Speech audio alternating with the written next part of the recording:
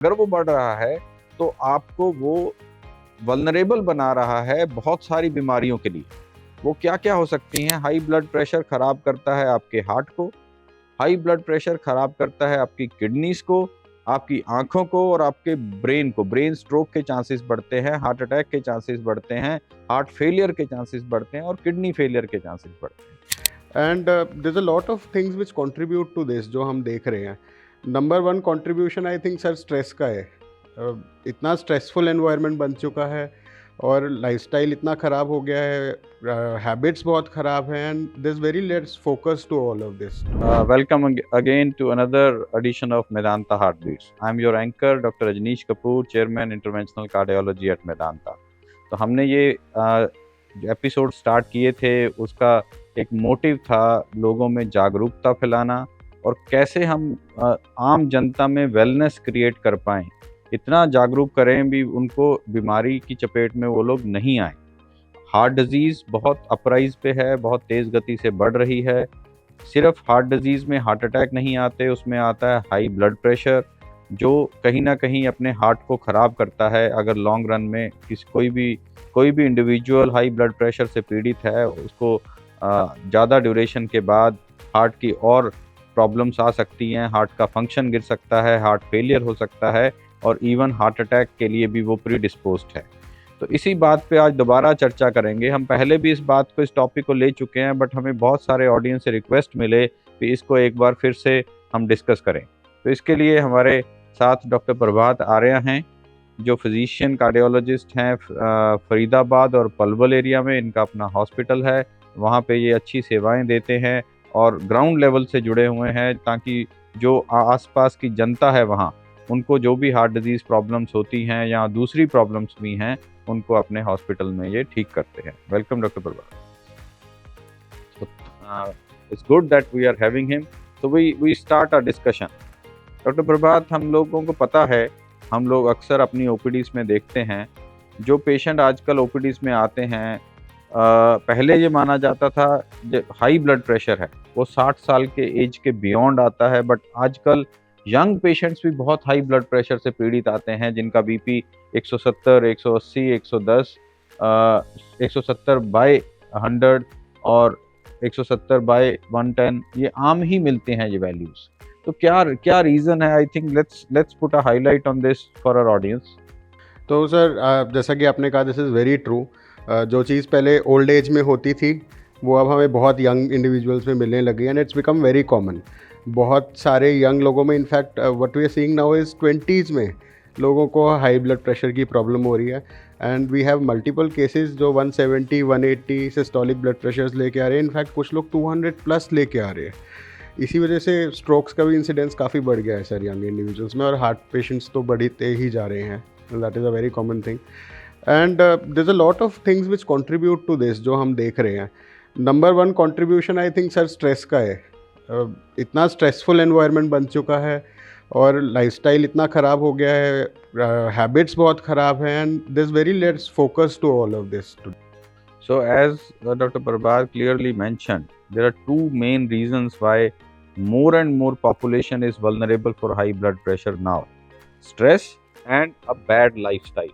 अब लाइफस्टाइल में आता है सब कुछ, आपका सेडेंटरी लाइफस्टाइल, आपकी डाइट, ये दोनों चीज़ें ही बहुत ख़राब हुई हैं। सो ये सबको मिश्रण करें तो ये कारण है that even the younger patients, even the younger individuals जो जॉब में हैं, अभी उनका सारा लाइफ आगे चल रहा है, वो भी हाई ब्लड प्रेशर से पीड़ित हैं। और इसमें एक और अचंभित करने वाला फैक्ट ये है, हाई ब्लड प्रेशर बहुत प्रेवलेंट है, बट बहुत से लोग इसको इग्नोर करते हैं और अपना बीपी तक चेक नहीं कराते। तो I think doctor Prabhat, you would agree with me that this is one thing which should be absolutely made, awareness should be created in the society that they have to have their BP checked at frequent intervals. क्योंकि अगर वो blood pressure पकड़ा ही नहीं जाएगा, ठीक नहीं होगा, तो वो लॉन्ग रन में बहुत ख़राब करने वाला है हार्ट को, किडनी को। और एक हम लोग कहते हैं high blood pressure is the silent killer. वो आपको पता ही नहीं चलेगा। अगर आपका बीपी 5 साल से बढ़ा हुआ है और आपने कभी चेक ही नहीं कराया, और 5 साल में आपको क्या क्या अंदर नुकसान कर दिए हैं, आप आपका जो मेन टाइम जोन है जिसमें हम वो नुकसान बचा सकते थे वो निकल चुका है। बिल्कुल सर। और हाई ब्लड प्रेशर बहुत इजी है चेक करना sir, as compare to any other test जो कि जाके हमें सैम्पल्स देने पड़ते हैं। It is a very simple thing to check.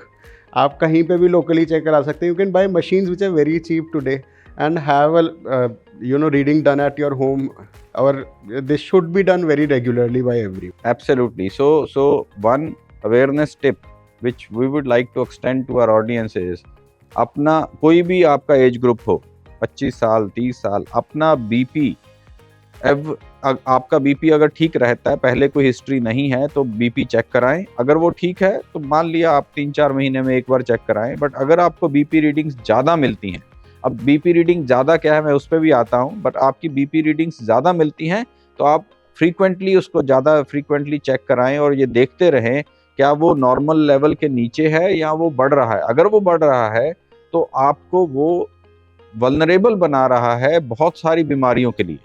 वो क्या क्या हो सकती हैं? हाई ब्लड प्रेशर खराब करता है आपके हार्ट को, हाई ब्लड प्रेशर खराब करता है आपकी किडनीज को, आपकी आंखों को और आपके ब्रेन को। ब्रेन स्ट्रोक के चांसेस बढ़ते हैं, हार्ट अटैक के चांसेस बढ़ते हैं, हार्ट फेलियर के चांसेस बढ़ते हैं और किडनी फेलियर के चांसेस बढ़ते हैं।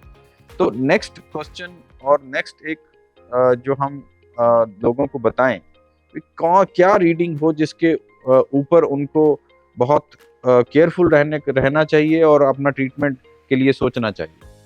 सर आई थिंक अगर सिस्टोलिक 140 और डायस्टोलिक 100 से ऊपर एनी टाइम आपकी रीडिंग आ रही है तो it needs constant checking again and again. और अगर आपकी परसिस्टेंटली रीडिंग्स इसके ऊपर है तो you need to see a doctor immediately. बहुत सारे फैक्टर्स हो सकते हैं, बहुत सारे टेस्ट और भी होने चाहिए इसके अराउंड, जैसे कि हमारा लिपिड प्रोफाइल है, KFTs हैं, जो कि हमें उसके अराउंड और भी चीज़ों के बारे में क्लैरिटी देगा। I think all of the doctors would prescribe these two the patients anyways, but at least एक बेसिक BP चेक तो होना चाहिए। और अगर बढ़ता है, बहुत सारे लोग सर आज की डेट में दे हैव स्टार्टेड सेइंग कि मेरा तो 150 रहता है, ये तो ठीक है, I feel okay with it, but it's not okay for your body. So alarming है 140-100 रादर 140-90। सो 140 सिस्टोलिक ब्लड प्रेशर, ऊपर वाला ब्लड प्रेशर अगर आपका 140 से ऊपर है और नीचे वाला ब्लड प्रेशर 90 से ऊपर है तो आप हाइपरटेंशन के डायग्नोसिस में आते हो। सो ये एक कंसर्निंग फैक्टर है। अपना बीपी फ्रीक्वेंटली चेक कराएं बार बार। और आपके लिए बेस्ट बीपी है 130 एंड 80, ऊपर वाला 130 और नीचे वाला 80 से कम होना। ये होना चाहिए। जो पेशेंट्स जिनके रिस्क फैक्टर्स ज़्यादा है उनमें ऐसा होना चाहिए, जिनके रिस्क फैक्टर बहुत कम है उनमें 130 to 140 भी ठीक माना जाता है और 80 to 85 भी ठीक माना जाता है। बट प्रैक्टिकली 140 और 180 और नीचे वाला 85 से ऊपर तो आपके लिए alarm bells are ringing. You are going to be in a trap of high blood pressure over a period of time, जिसमें आपके बाकी ऑर्गन्स खराब हो सकते हैं। डॉक्टर प्रभात ने एक अच्छा पॉइंट बताया, जिनके बीपी हाई हैं अपना KFT किडनी फंक्शन टेस्ट ज़रूर चेक कराएं, क्योंकि अगर साथ में आपकी किडनी बिगड़ रही है देन आपके लिए बहुत आगे प्रॉब्लम्स और बढ़ने वाली हैं। तो ये सेगमेंट आप उस सेगमेंट में एंटर ना करें, उससे पहले ही इसको चेक कराएं और कंट्रोल करें। इससे आप ऑर्गन डैमेज से बच जाते हैं और बहुत सारी चीज़ों का फ़ायदा होता है, बशर्ते आप दूसरी तरफ आपका बीपी बहुत बढ़ा हुआ है कई साल से और आपका किडनी खराब होने लग गया, आपके हार्ट पे असर आने लग गया, then it will be a very tough journey for you ahead. So एक और मिथ है डॉक्टर प्रभात, आप प्लीज़ हाईलाइट करिए। ये हम लोग सुनते हैं, हमारे पेशेंट पूछते हैं हमसे कि अगर हमारा एज ग्रुप 60 से ऊपर है तो हमारे लिए 150 का भी ब्लड प्रेशर ठीक है, अगर जो यंग पेशेंट्स हैं तब हम मानते हैं 140। बट ये मिथ है मेरे हिसाब से, but I want you to open up to the public. Yes, बिल्कुल सर, ये मिथ है।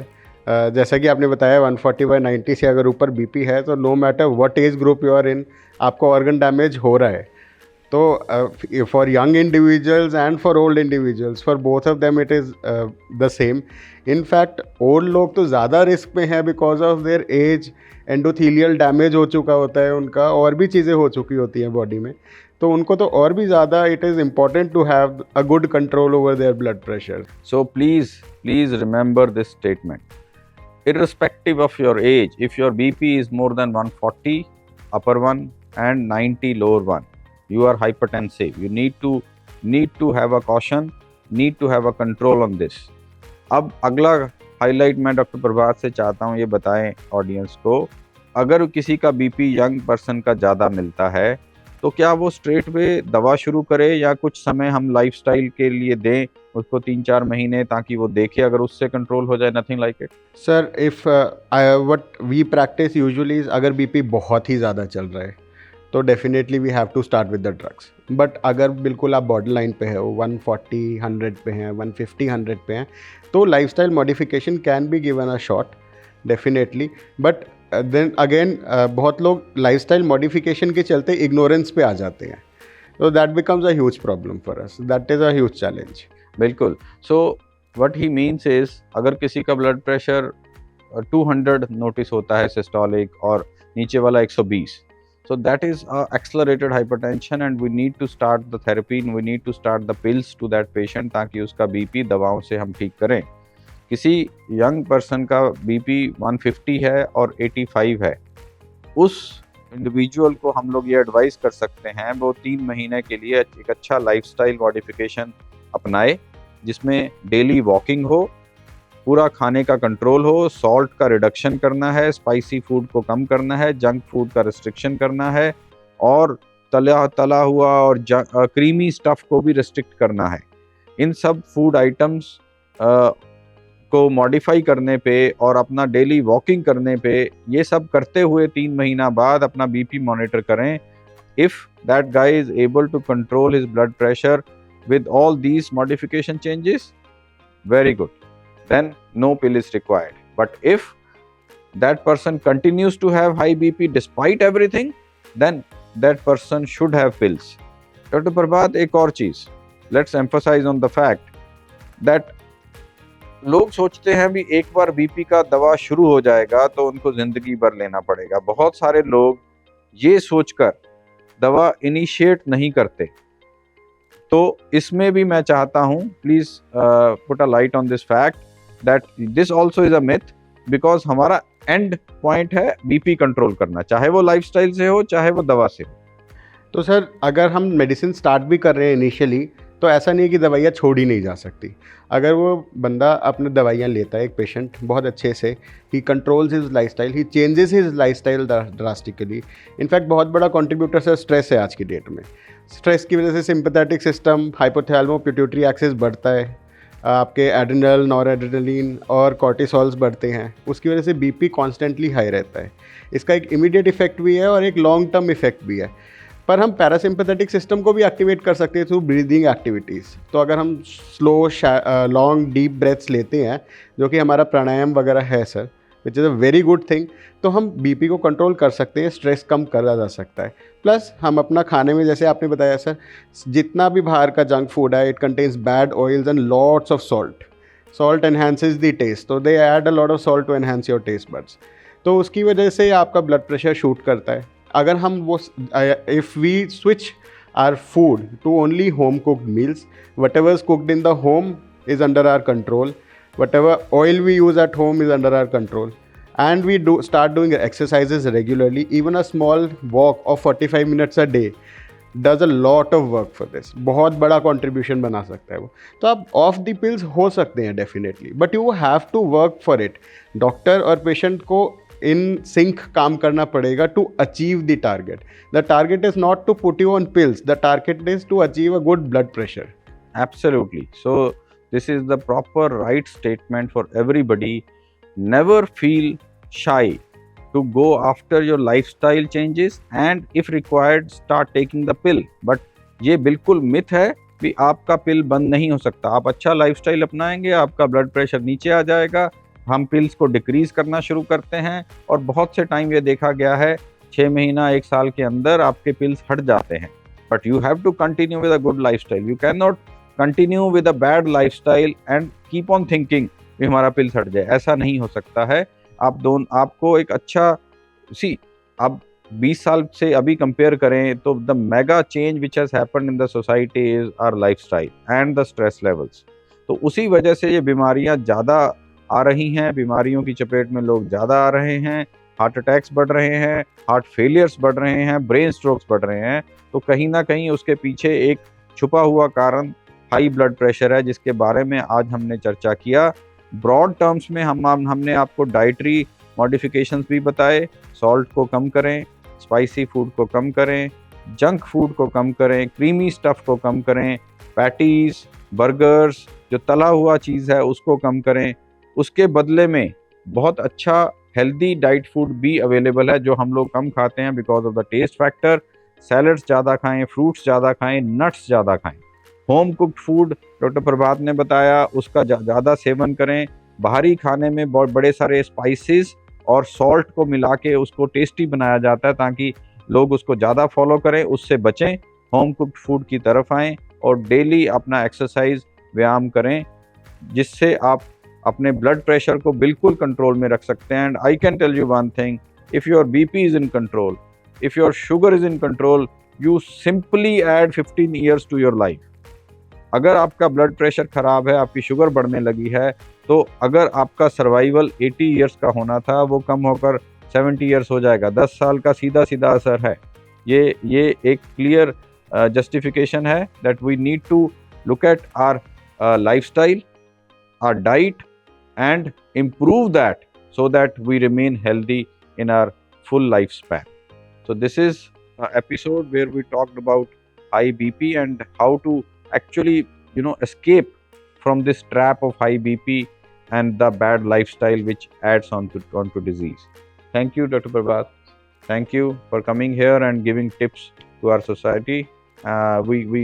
We make this program for people at large so that they can understand and they can improve the things in their life so that they remain healthy. Idea is to create wellness. हमारा idea ये नहीं है आपको बीमारी हो और हम बीमारी के बारे में बताएं, हम चाहते हैं आप बीमारी से बचे रहें.